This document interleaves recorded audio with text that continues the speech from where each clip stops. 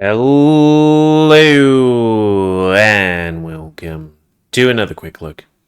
Me, GamerWolfSix, of another furry visual novel. This one, Polar Night, which you can't see because I'm covering up the word polar, but it's down there in the description. Anyways, before we start, if you're interested in playing this game, you can get it for free on itch.io. But if you want to support the people that make this game and or get the newest version earlier, then you can go to Patreon, which is $4 a month. Also, if you want me to do a Let's Play of this, then tell me, and I'll give it a point, which will pop up higher on the user's choice list. And also, if you have any other games you want to suggest me to do for Let's Plays or Quick Looks, then tell me. I'll add to the list and give it a point. So, anyways, the synopsis. 2 years ago, the IRV Arran, a huge Arctic research ship, vanished without a trace, leaving behind distraught and confused families without answers. With the official search called off, a man called Sharif offers some of the family members a choice. They can contribute funds to the private search expedition, and if they do so, they can join the search in person.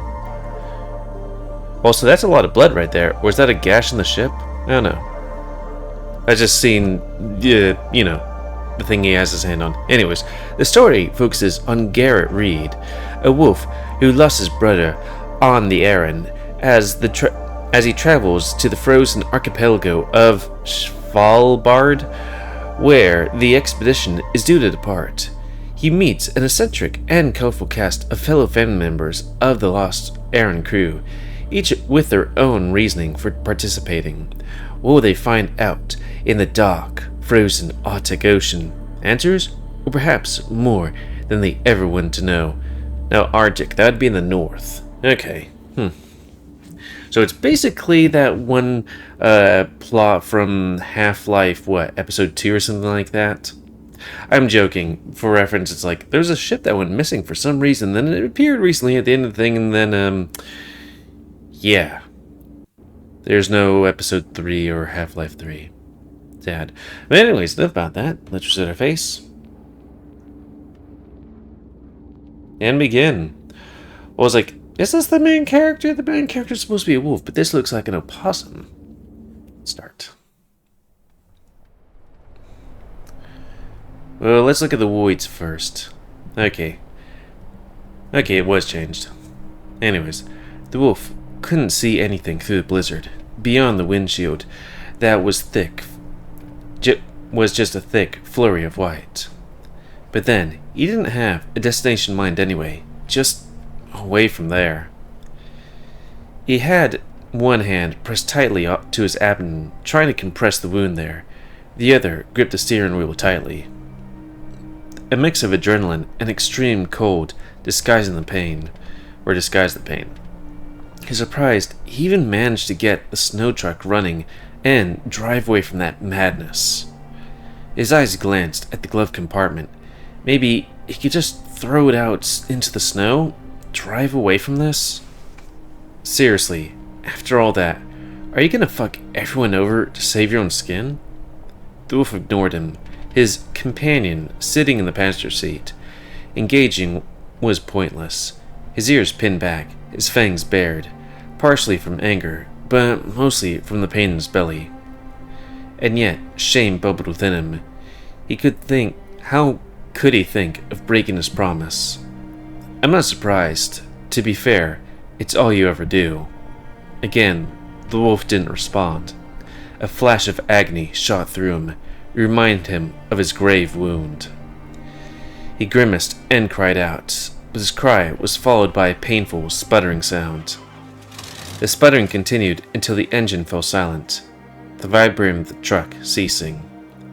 The wolf sat there, staring at the dashboard with a mix of bewilderment and accusation, as if he could shame the machine into starting up again. He glanced at the fuel gauge. Empty. How? How could he have overlooked it? His departure had been hurried, to say the least. They'd not had the luxury of properly preparing. After an awkward pause, the wolf threw a frustrated tantrum, cursing and slamming his fist against the wheel, kicking the doorwell, and screaming. This isn't helping, you know. The wolf only barely resisted a furious snarl at the other figure, reining in his anger in order to slump forward, head against the wheel and eyes closed. Tears rolled down his muzzle. The journey had lasted maybe 10 minutes at most. He couldn't have traveled more than a couple of kilometers. All that effort and sacrifice just to fail within walking distance. There's a first aid kit in the back. You look like you need it. The voice snapped him back out of his misery. His eyes flicked open, now aware of just how tired he was, how the steering wheel of his utilitarian truck might as well have been the fluffiest pillow ever. As his awareness flowed back, the stench of iron in the cabin made him gag. He knew the source. He brought his trembling hand to his face. Through the redness was hard to make out against the black fabric of his glove. The soaked, glistening told him it was saturated with his blood. Everything felt distant, like he was drunk. And God, did he know what drunkenness felt like? He reached into the glove box, trembling hand brushing that cursed thing to grasp the flare he'd been given. Regardless of anything else, he needed to warn them, to tell them that he failed. Maybe they'd come for him. The wolf reached his trembling, blood-soaked hand to the door, and after a brief pause, opened it. He stumbled out of the cavern, not bothering to close it after him. Something told him there was no point. Bracing himself against the side, he staggered through the knee-high snow, still keeping pressure on his wound, though now it was more of a token act. He couldn't see more than a foot or so in any direction. Instead, he placed a hand against the truck's side, using it to guide him back to the back. Upon reaching the rear doors, he had to pause for a moment. The howl of the blizzard saturated his mind, drowning out his thoughts. He brought the flare up, prepared to activate it, and then, just like that, his weak, trembling hands let it slip from his grasp. The buffeting wind and snow instantly carried it out of his field of vision. Fuck, no! He dropped to his knees, glancing around frantically as he dug at the snow for the flare. Without it, the others would have no way of knowing he needed to be guided back. He clawed desperately at the thick snow, feeling his ability to move wane as cold cut through his jacket and trousers and sucked the warmth from his already weakened body. Gazing at the snow, illuminated by the rear headlights of the truck, he slowed and stopped, breathing heavily as his blood-soaked hands carved red swaths into the snow. He stared at the crimson streaks, realizing he was never gonna find that flare. No! He threw back his head and let loose a primal, feral lupine howl of rage and despair into the unceasing blizzard. He stared into the inky blackness, only slightly penetrated by the taillights. They couldn't stretch any more than a few meters into the blizzard. He could probably try and return the way he came, but he couldn't have made the journey back, even if he wanted to. He turned, half climbed back toward the rear doors of the truck and the only shelter around. The cold barely registered anymore. It felt like his legs were moving on automatic. He pawed clumsily for the door handles. He missed them several times, his vision feeling oddly blurred. Was it the cold? The snow buffeting his face? Finally, his hands reached for the handles and gripped them, yanking them open. The cargo compartment was empty, almost entirely empty. They had not the time to stock it. He turned to gaze back where he came from. He scanned for the glowing crimson of a return flare, but there was nothing. They agreed to wait for 2 hours before popping flares to guide him back. Far too long. far too late. With Herculean effort, he hauled himself up out of the snow, dragged his body inside the cargo compartment. He turned, reached for the doors once again, and pulled them shut. Just like that, the blizzard dropped from an ear-shattering howl into a dull roar. As the wolf regained his bearings, the pain in his belly made him cry out, bringing tears to his eyes. He scanned the interior, looking for a first aid kit, and saw it on the side wall. His stomach lurched as he felt the wetness of his own blood soaking his entire abdomen. He reached a trembling hand for it, his fingers brushing the surface of the plastic container. But then his legs faltered and he stumbled, his hands grasping for purchase. The kit tore off the wall as he dropped forward onto the crates on the floor. The impact knocked any remaining breath out of him and left him paralyzed. His pain cry came out as a single gargle. The kit crashed to the floor, spilling its contents everywhere. He lay on his belly, one hand stretched out desperately for the roll of bandages, but he no longer had the strength to move. No, God, please, I don't want to die. Mom, Images of his mom came flooding into his mind, filling him with the yearning of an ache more intense than any wound. He'd have given everything to just see her, to hug her, to tell her, Connor, I need to hear you say the words. The figure spoke it behind him. He couldn't see him, but he could hear the bitterness and mocking tone. I need to hear you say it, Connor. What you should have said to me and Mum before you abandoned us. Connor finally snagged. His limbs were numb and his vision was fading. Connor, say it.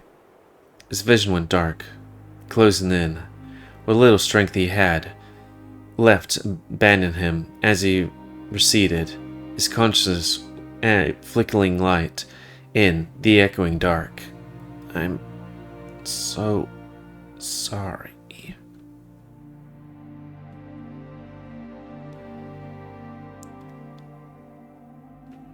Garret.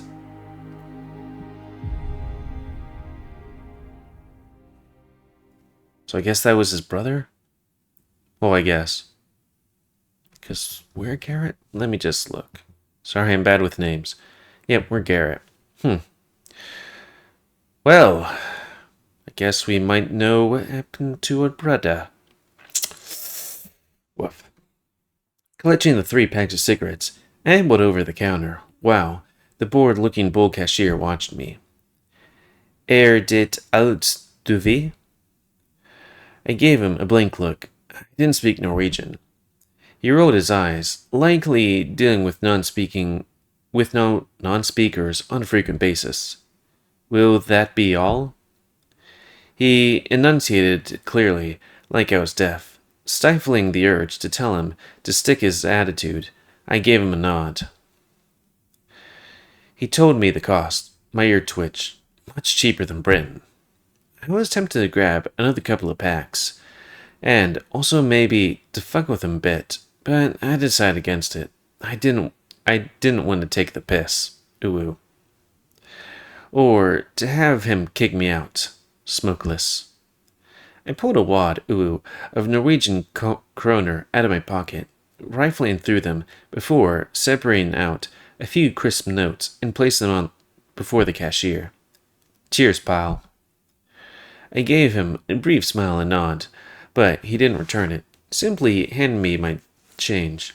I slipped them into my pocket before returning awkwardly my large backpack, making it hard to maneuver through the slightly cramped store.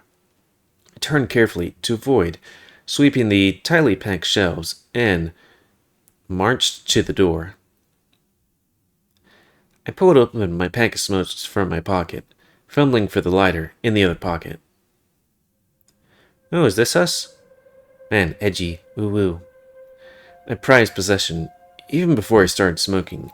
This is the only thing I have of my granddad, an Elsern Sports Elite. Oh yeah, I keep on forgetting to take a picture of that one thing so I can, oops, wrong way. So that I can, make a thumbnail. Utilizing my lips, ooh, I pulled the smoke from my pack, stuffing it back in my pocket as I bring up the lighter, shielding it, using my other hand from the frigid wind. Immediately, it caught. The tip of my smoke started to glow, and I inhaled. The welcome, calming rush of nicotine flooded into me. After a full breath, I flicked the lighter close, tilted my head back, and, after a moment, exhaled. The smoke mixed with the sub-zero wind and turned it into a billowing cloud. For some reason, I'm having a hard time reading it. Hot breath and fumes mixing with frigid air.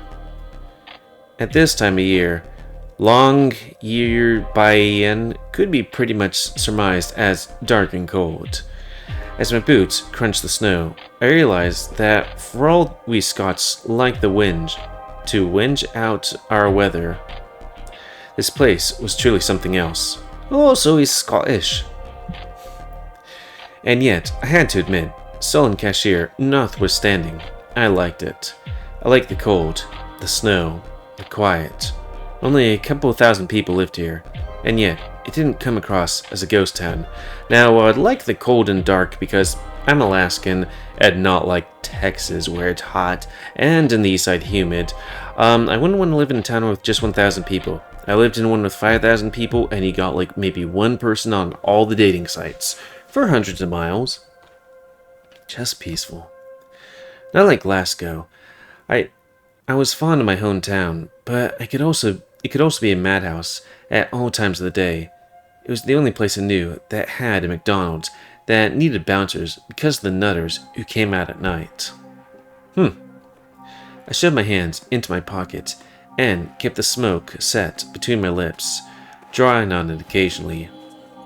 The meeting spot was just up the road, and maybe 10-minute walk. For all the thick, warm gear, I was still feeling the chill. Longyearbyen, the largest settlement in Svalbard, a Norwegian archipelago near the Arctic. I wonder if these are actually places. The northmost settlement on Earth. Sorry, I just want to be like, is that an actual place? I mean, probably. We have like a Palestine, like Texas, and a whole bunch of different places. Oh yeah. I haven't been that far north. Jesus. That is like... Is that part of Norway? Huh. Like, that is so far away from Norway, it's like... How would things be fucking cheap here? That would be expensive. Like, that is... You won't... If you look it up on a map, that is like way far away. Did I read that? Yeah. On the other side of the road, walking further into town, were a pair of men who had rifles slung over their shoulders. A pretty crazy feature of Svalbard is that residents are required to have firearms if they leave the settlement into the wilderness for protection from polar bears. Which is weird, because we're in a furry universe. Although they can carry loaded firearms within the settlement itself, it was still odd for me to see guns carried in the open. Well, you should go to Texas. They glanced over at me, and I averted my gaze. I heard mumbling, followed by a harsh laugh. I probably looked like a tourist or something. I tugged my dark fringe down a little. Fortunately, my left eye was on the opposite side to them. By the time I arrived outside the cafe, my smoke was almost finished. I glanced inside the window, trying to see if anyone was there. It was deserted, apart from a solitary figure. A possum guy sitting at a table with a cup in front of him. He seemed to be absorbed in a book. No idea if he was a local or not, but given this is where we're supposed to meet, I figured it was a good bet he was here for the same reason I was. I guess it was good as a... Sorry. I guess it was good it was just the one guy. If I stumbled by a whole group... Sorry, reading odds. I might have lost my nerve at so many new faces. It do be like that. With a final draw on my smoke, I snubbed it out on the bin, then pushed the door open. I really hate reading yawns because it makes it seem like I'm bored, but no, it's like, no, I want to read, but for some reason not enough oxygen's getting in some places, I guess. The consensus of this place hit me immediately. Coziness. I can read. Like I had just slipped into a warm bath. Despite the late hour, the place still looked open. Chairs were neatly set against clean tables. A single staff member was behind the counter, bustling away. Apart from the generic background music these places tend to play, it was totally quiet. The possum didn't react to my entrance, even though the guy behind the counter gave me a small smile and nod. He must have been really into that book. I made my way towards his table. When I arrived, my shadow passed over him. Hey. He jumped, glancing up at me. He really must have been engrossed, but when his eyes met mine, instead of smiling, he looked like it just pulled a gun on him. I swallowed ooh hard. I was used to odd looks and awkward first impressions on account of my eye. I wasn't used to people looking like I was brandishing a butcher knife. Are you here for the Sylvia? He gave me a wide-eyed stare of fright for a moment before relaxing. Oh, yeah, sorry, you just surprised me is all.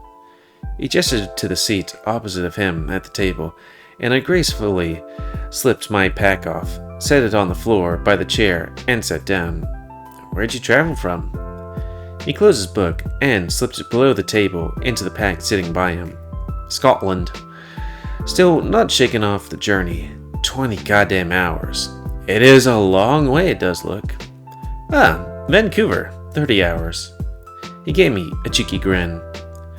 I'm Stefan Golubev. Pleased to meet you. Golubev? That's a weird Canadian name. He extended a hand, and I shook it with a warm smile. Garret Reid, likewise. Want a coffee? It's really good here. Easily one of the best places I had. Sure. He turned around and waved at the barista. Same again, please. The barista gave a thumbs up and started preparing coffee. He turned back to me with an excited grin. It's honestly amazing. None of that Robusta crap? I don't know. I gave him what I hoped was an interested look. I knew fuck all about coffee. I'm more of a tea person, to be honest, but I figured it'd be easier to just go with it. Yeah, which is a pity. Longyearbyen is pretty dull and cold. I thought my tail was gonna freeze off. Yeah, I guess that would definitely be a problem in the cold. I don't know. I like the cold. I wish I had more time to sightsee. To each their own. He gazed at me with those big, excited eyes. I admit, he did have a somewhat infectious smile, although he didn't speak, instead watching me expectantly. I remembered the book he'd been reading when I entered, the one he'd been so engrossed in. So, what are you reading? Oh, this? He reached beside him and pulled the book out, which, now that I could see it properly, was a very battered paperback. It's Distant Origins by Rupert Gadala. Gadala? Ever heard of it? I shook my head, glad he was up for filling silence. It's about the Mosaic period, about how the Mosaic period was the work of extraterrestrials. So you know how during the Mosaic period, a bunch of different species all gained sentience around the same time? Well, he didn't even give me time to answer, so my jaw just hung slightly open while trying to maintain eye contact with a nod. I guess he's enthusiastic. Gadala thinks it could be it could only be because of outside influence. Think about it. How else could so many different species all start to gain sapience around the same time? So, he thinks some Starfarian race visited and uplifted a bunch of different... Very enthusiastic. Wait, did he just say starfaring? And Gadala thinks these visitors left behind clues the governments have hidden and kept locked away. Oh, no. He thinks that some of them are still out there, just waiting to be found. He theorized that deep in the jungles of South America. Christ on a bike. He really wasn't going to stop. Of course, he got called a crack, but academics agree with him. They just get surprised and ridiculed if they try to tell the truth. And he thinks they even disappear people who speak out about it. Like this one time, I made no effort to hide all of my slack jaw and staring gaze. He didn't care. Or at least, didn't notice.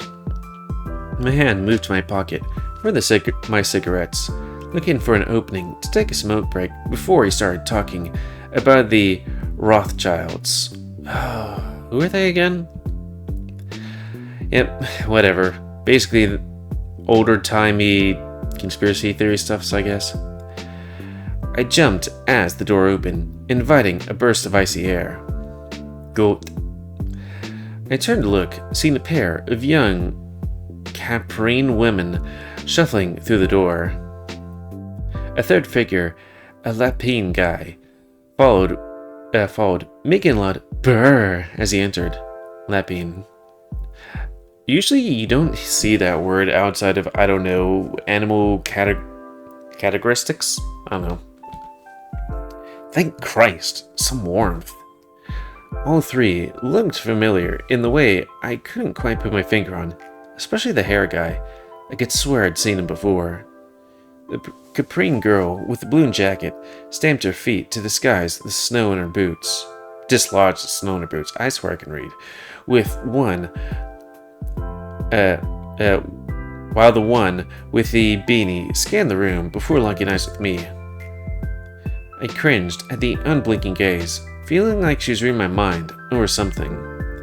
My hand automatically moved to my fringe, pulling my dark hair to ensure it had scared my eye. Her companion also glanced around before spotting us. She gave us a warm grin and happily waved.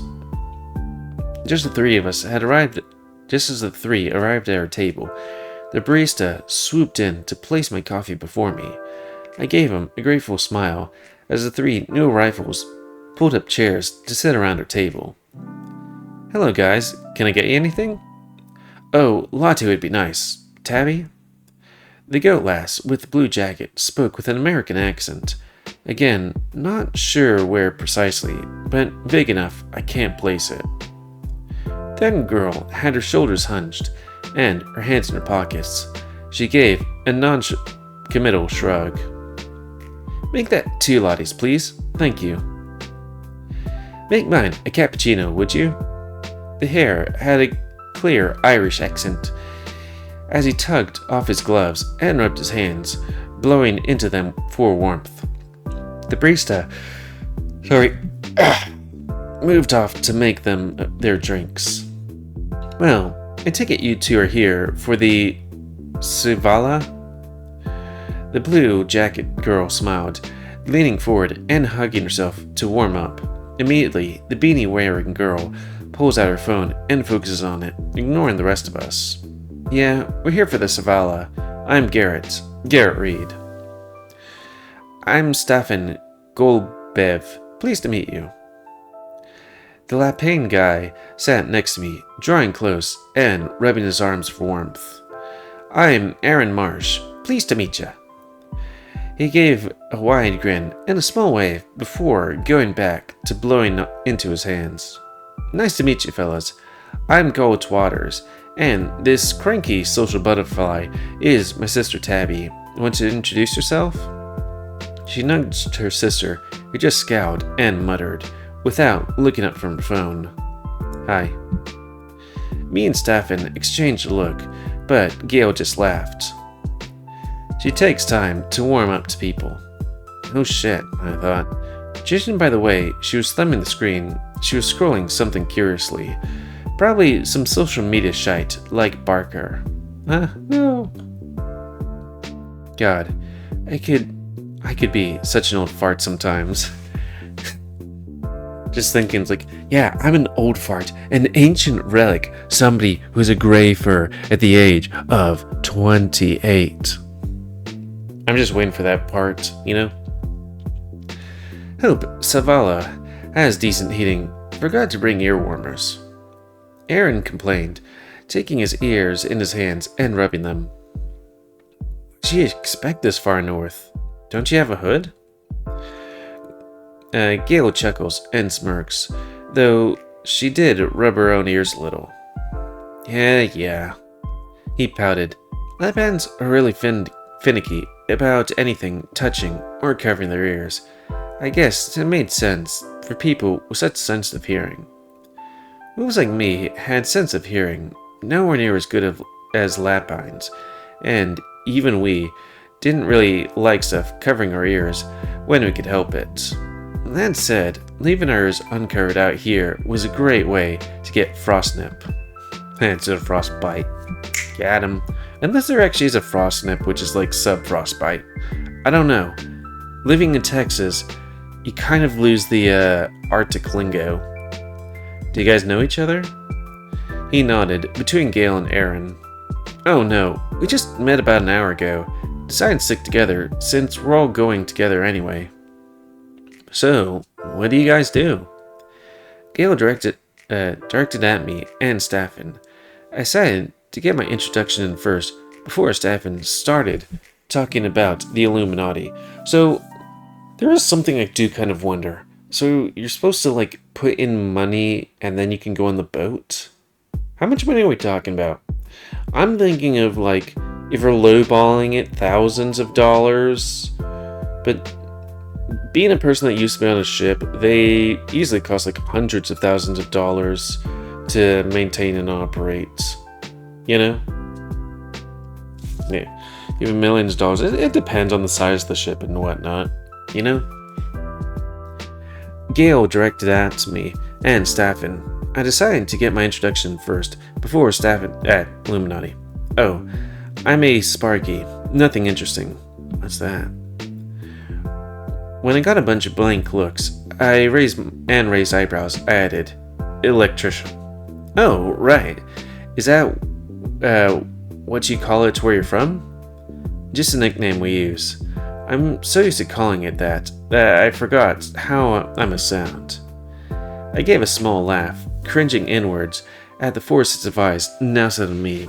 Without realizing, I tugged at my fringe, ensuring it covered my eye. That sounds cool. Are you like the guy people call to fix their fuse box? Sometimes, but mostly work on industrial sites. What happened to your eye? I froze. Tabby had stopped fiddling with her phone for a moment to gaze me directly in my eye, a look of morbid curiosity on her face. God, you don't ask that question. Yeah, Tabby, you don't just demand people explain stuff like that. I mean, people have asked me multiple times how I got this scar over my eye. It do be like that. And yes, my persona is modeled after me, so all the scars you see on my persona, I got on me. Just maybe not to, the length or degree, because, I don't know, I really need to get somebody to make my thing a bit more accurate, I feel my stomach clench, instinctively tugging at my fringe. Had she seen through? Or correctly assumed my fringe was high in my left eye? Judging from Arran and Staffin's reactions, they'd clearly been thinking the same thing. They just evidently had more tact. Why not? I'm just curious. Gaw. As much as Gale tried, I could see that the others were all now staring at me, with even more rapt attention. Gale offered a chagrined look. You don't have to explain anything. No, it's fine. It's not like there's much to say. I had an accident. Hold the phone.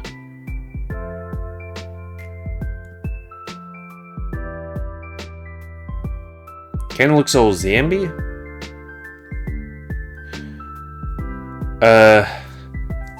Okay, so either there was an angry fight or somebody was on drugs, or I have no idea. But it also kind of looked like they're on a ship.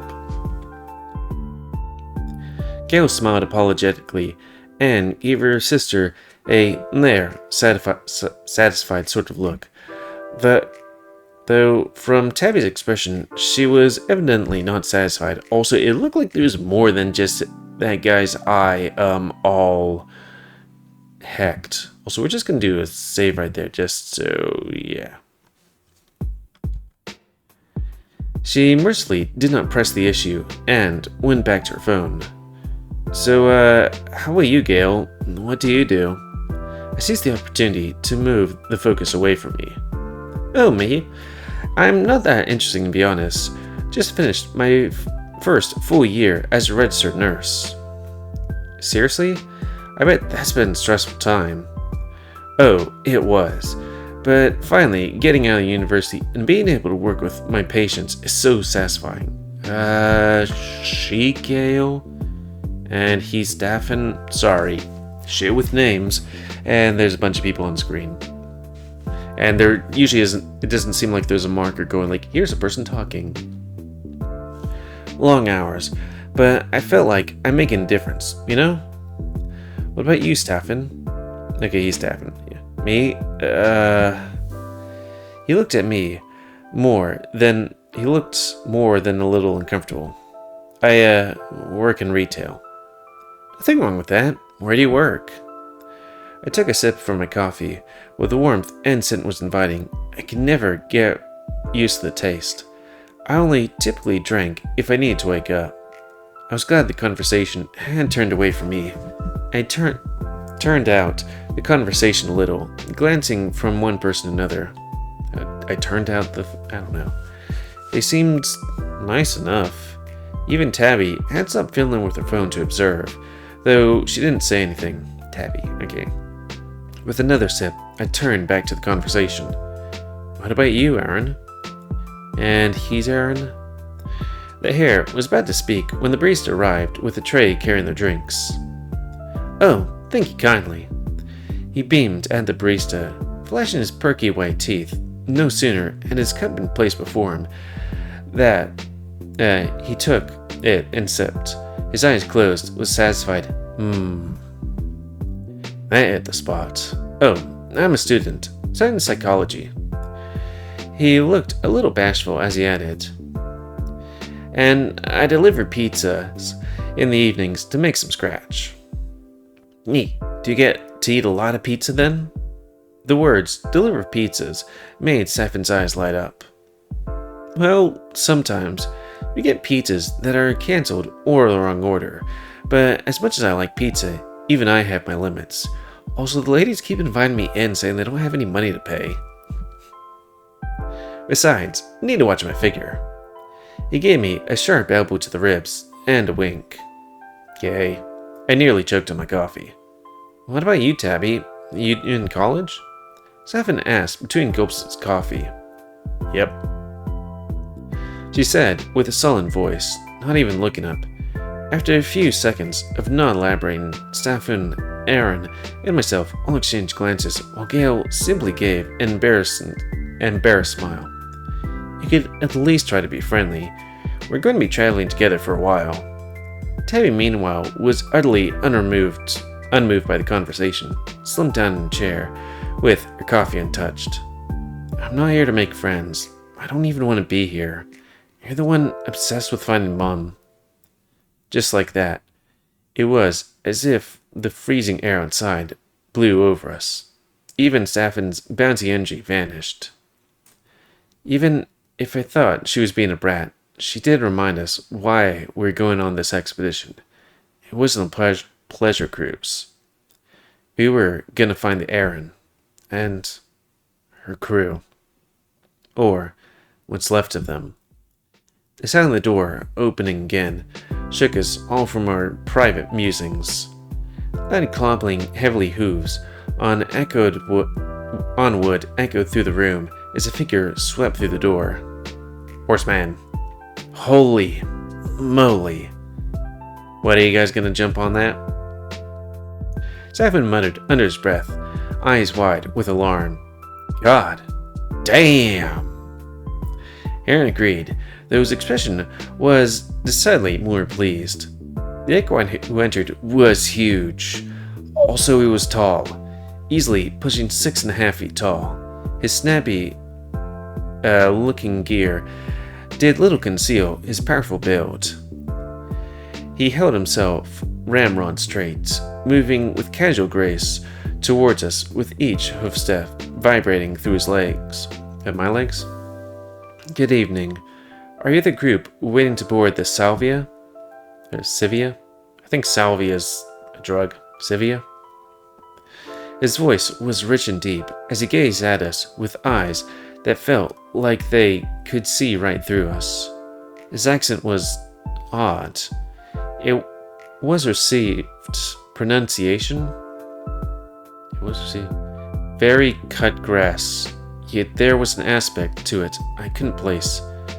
Received pronunciation. He sounded posh, that much I could tell. Oh, hello, you must be Sharif. Oh, the guy that's organizing this entire thing? Indeed, Sheriff Audi. Pleased to meet you all. I shall be in charge of the expedition. Would you care for? And stammered, like you had just been approached by a school crush. A coffee? I am afraid not. I have come to collect you all. The Sylvia is ready to board, and we must not delay. Those piercing eyes settled upon the hair. His bashful look quickly changed to an unsettled one under his intense gaze. Without a word, Tabby pushed back from the table with a loud wooden squeak of chair legs on wood and started moving towards the door. Gale blinked, mouth open, as though... I can read. Though sometimes it's like, does the word keep going or what? Mouth open, as though to call after her, but seemingly decided against it, simply watching her retreat back. Didn't even finish her coffee. More coffee for us? I summoned the barista over to settle the bill. He quickly approached, hands clasped before him with a wide, friendly smile. Everything okay? Enjoy your coffees? Yeah, thanks. Stefan recovered from being stunned by Sharif's entrance, and we all started to dig into our pockets for cash. Here you go. With casual ease, Sharif slid a few notes from his coat pocket and handed them to the barista. Keep the change. We all gave him a mix of grateful and surprised looks, but he did not meet our eyes, simply turned and strode toward the door, where Tabby was waiting, still glued to her phone. Thanks? Sharif did not react, opening the door back out into the piercing cold. Tabby followed her after, not even glancing back. He's pretty. Intense. He's pretty. Stuck up. He's pretty. Presumptuous. He's pretty. As we all gathered our stuff, I felt a twinge in my left eye. I froze for a moment. Please, not now. The twinge could either turn into an annoying ache, with a feeling of sand under my eyelid.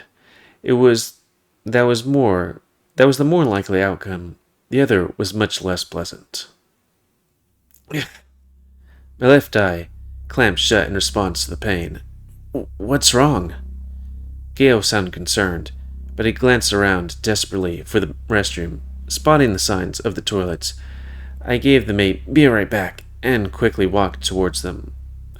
Quick walk. The bathroom. I could sense their confusion and alarm, but I didn't care right now. Tears already starting to stream from my eyes from the pain. Once I was in the bathroom, I I fished in my jacket pocket 4 bottles I kept on me at all times. Diclofenac and polymethicane eye drops. In this instance, diclofenac couldn't be strong or fast acting enough. My practiced hand identified the correct bottle from touch alone, and I pulled out the primoxymethane. Like it'd done a million times before, I unscrewed the top and sat it on the rim of the sink, quickly washed my hands. The pain was unmanageable, like an eyeful of sand mixed with a red-hot knife through my eyeball. My hands were trembling now, my face aching from the intensive scrunching of my face to shut my eye, and my muzzle wet from tears.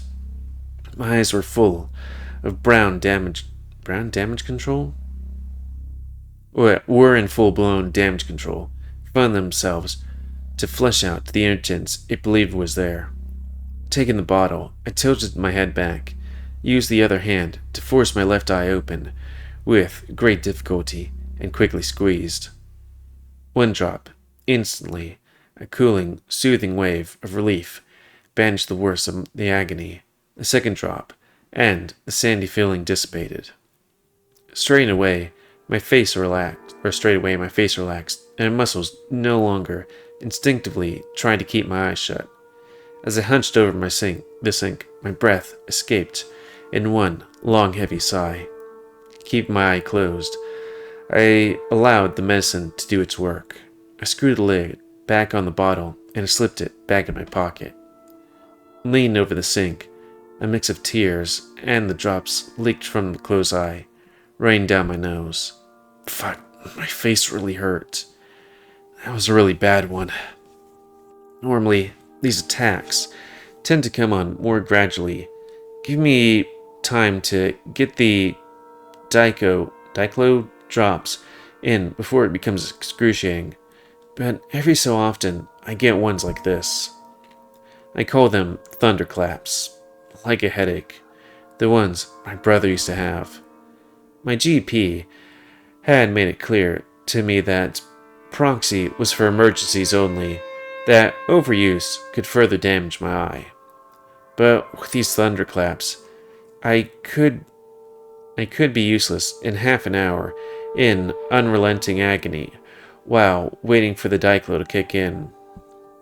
Besides, I was completely blind in my left eye. How much more damage could I do? With the pain gone, for now, I straightened up, gazing at my reflection. I regarded my ruined left eye. The milky white contact was a constant reminder to others of my disfigurement, as if the scar wasn't enough. Garret, are you okay in there? There was a gentle tap at the door. He sounded pretty concerned. Remembering the way I dashed off, I must have looked a proper sight. Yeah, sorry. I quickly wiped my face and fixed my facial fluff. The door creaked open, and I saw his worried eyes peeking around inside. You sure? What happened? Seeing I was okay, mostly, he opened the door and stepped inside. Stefan followed close behind, also looking worried. My eye. I gave a hollow laugh in an attempt to lighten the situation. I get these painful attacks. That was a pretty bad one, even by my standards. I'm okay now, though. I patted my pocket. I have a lot of eye drops to keep me going. Arran and Stefan exchanged looks before smiling and nodding. As long as you're sure, dude. Stefan brightened, though he still had a sympathetic look. I cringed as both of them were now staring directly at my damaged eye. I tried to laugh it off, turned my head to conceal it in a casual way, in as casual way as I could, tugging the fringe over it once again. Seriously, I'm okay. Didn't mean to scare you guys. The pair gave me a searching look, but finally seemed to relax. Okay, if you're sure. Arran placed a hand on my shoulder. If you're up for it, we should get going then. He and Staffin both stood aside to let me pass. Only a face, an anxious-looking Gally? Oh, Garret, are you alright? Really, I'm okay. I insisted, giving her what I hope was a reassuring smile. I know she was holding my backpack and gloves. Honestly, it happens. Something I have to live with. I didn't mean to scare you. I assured her, gracefully accepting my belongings from her. She gave me a smile and waited for me to put my gloves back on before handing me my pack. I thought you were going to throw up or something. Once my pack was on, we made our way to the door. Staff and Tabby were both Sharif and Tabby were both waiting and looking pretty pissed. What took you so long? Tabby looked like she was about to launch into a diatribe, but Gout cut her off. Enough, Tabby. For the first time, I saw Gale flash a genuinely angry look. Tabby opened her mouth to speak out surprisingly. Gale's glare was enough to make her shut up. If we're all ready? Sharif didn't even try to hide the irritation in his voice. With a flourish of his arm, we all started tromping through the snow in the direction of the Longyear Bayan Harbor. For a while, we marched in awkward silence. The embers of the camaraderie we kindled during our coffees mostly snuffed out. I normally didn't mind walking in silence around others, but given the awkward tension in the air right now, I'd give anything to be somewhere else. I prayed to God that a voyage wouldn't be like this. With my nerves very much jangled, my hand automatically reached for my smokes. I yanked the cig out of my pack with my teeth and reached in my other pocket for a lighter. As I flicked it and drew, I noticed Staffin was watching me intently. I clicked the lighter shut and patted my pocket, holding my smokes. Want one? Oh, no, thank you. I was just looking at your lighter. I raised one eyebrow. Oh, what about it? Is it an Elisorn? My smoke dropped out of my mouth, nearly slipping out as I gave him a dumbfounded look. You know your stuff. I admitted, utterly amazed. He gave me a cheeky grin, pleased by my astonished reaction. I collected them when I was younger. Never had that one, but I recognized it from old catalogs. His smug grin was replaced by a more longing look. Could I see it? Just for a sec. I noticed we had fallen a good few feet behind the others. I guess it was good that Sharif and Tabby didn't bitch at us for holding them back. Besides, I was more at ease talking to one person than five. I hesitated for a moment with the lighter, then I slowly placed it in his outstretched hand. He gave me a grateful smile, then pulled off both of his gloves and tucked them under his arm so he could inspect it more easily. He turned it over in his hands, running a single finger down the very faded embossed design on its face before flicking open. Oh, may I? He gave me a look that was more a pleading one than out of curiosity. I nodded, kind of taken aback by his fascination. When it sparked to life, first time naturally, he gazed into the flame with a look of awe. He actually stopped his tracks for a moment, transfixed. I stopped too, watched him with a growing sense of bewilderment. I attentively reached out and snapped the lid shut, stuffing the flame before pulling it from his hands.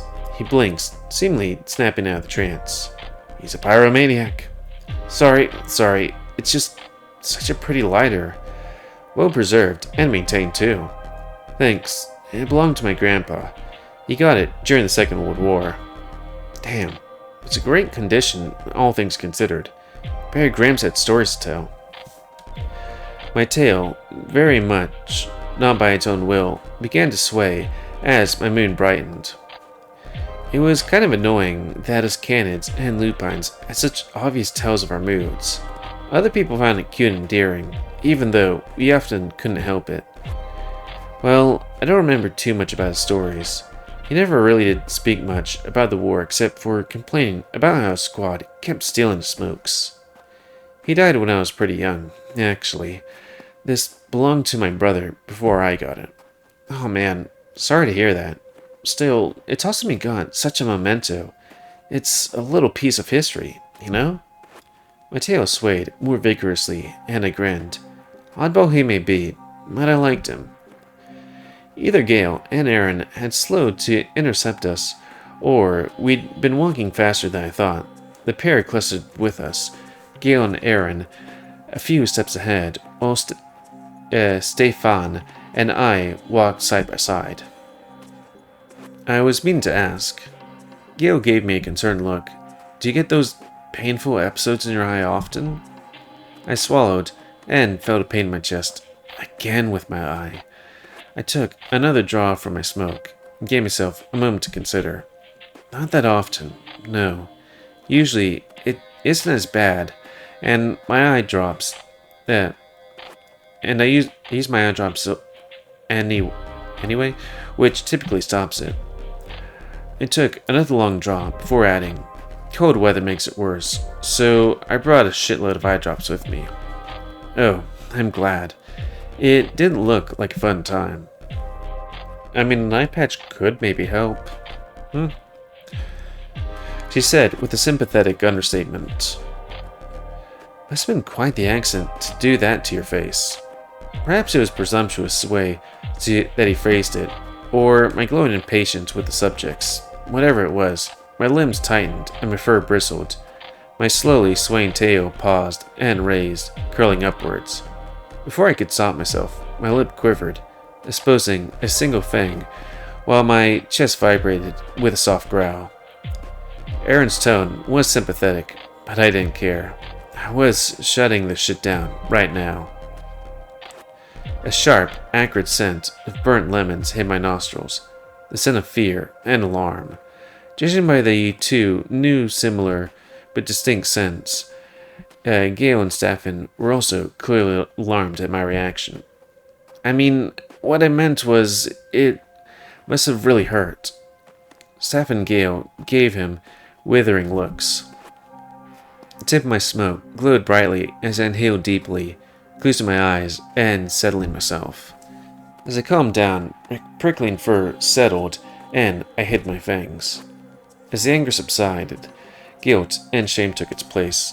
My reaction was instinctual, yes, but over the top, and I really didn't want to add to the awkwardness that had already marred our first impressions. Don't worry about it, I get that a lot. They each gave me relieved looks. Still, I wanted more than anything to change the subject. Gale, did Tabby mention you were looking for your mom? I very much wanted to get off the topic. Maybe digging at someone else's wound would suffice. Oh, yes, our mom. Emma Waters? She's the ship's doctor. Main reason I decided to go into nursing, actually. Cool. Did she ever mention Alex at all? Alex Gobuev? His face shone with excitement. Oh yeah, the cook, isn't he? She told me stories about him. Quite the character. That's my bro. Stefan beamed widely. I learned how to cook from him. Can't wait to introduce you. His goulash is to die for. I mean, they've been gone for what, 2 years? Just want to take a quick look.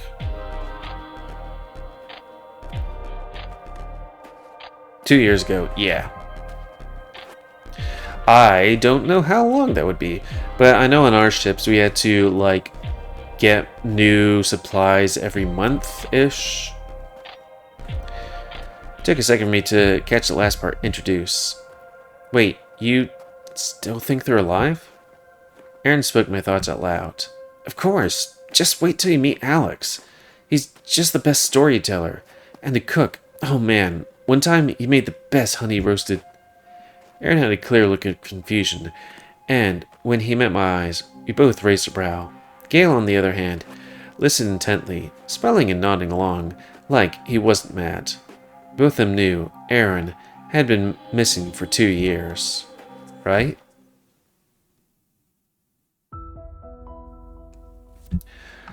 Yeah, our ship actually, never mind, it probably shouldn't. But anyways, yeah, that's going to be the end of this thing. Because this could be an entire scene or something. But yeah, we're hit that 1 hour mark, which means that's going to be the end of this quick look. So again, if you want me to do a let's play of this game, tell me and I'll give it a point, which will put it up higher on the, use choice thing. Let's see, characters, there's Joseph the Bull that we haven't seen. There seems to be a deer and a tiger, I think. A shark. One of them's named Dana. And yeah. Also, if you have any other quick looks you want me to do, tell me and I'll give it a point and do a quick look of it. Yeah, or like put in my quick look section. And if you want to play this game, it's available free on itch.io. But if you want to support the people that make this game and or get the newest version earlier, sorry, it's like 10 o'clock. No, it's 11. Then go to Patreon, where it's $4 a month. And yeah, I can't think of there anything else. So spay and neuter your animals, like, subscribe, and check out the videos and all that stuff. And until next time, another quick look by me, GamerWolfSix, of another game. But I guess we should actually look at what it is. So close Polar Night. Next up is going to be 21 Pilots. But yeah, that place is like, think of Greenland, and then think of pretty much the top of Greenland and go slightly lower than top of Greenland, and that is where those guys are. Random number generator. Oh, I'm so tired. Today was gym day. Was it 20? Yep. So number 6. 1, 2, 3, 4, 5, 6.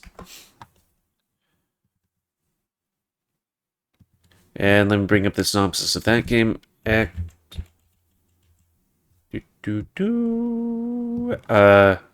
we favorite that thing? So yeah, we did. Okay. With bait. There we go.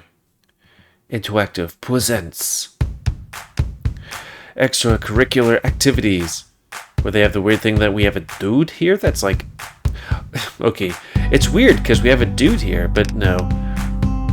Sound.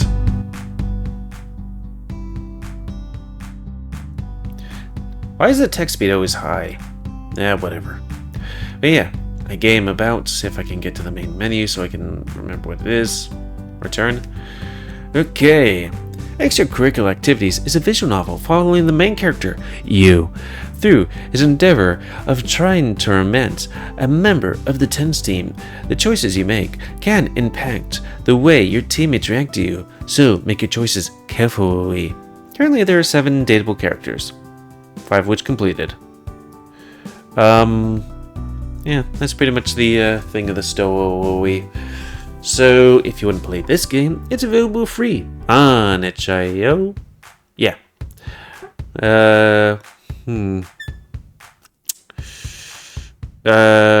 Merchandise? Is there a Patreon? I know they got a fur Fendi. There we go. Free on itch.io.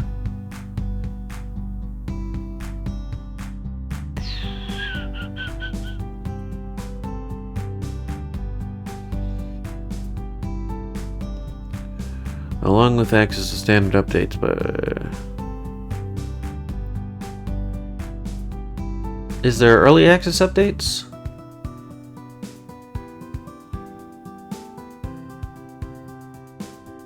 Well, it says $3 a month gets you as it quotes, you'll have access to standard version of the completed project upon its final release.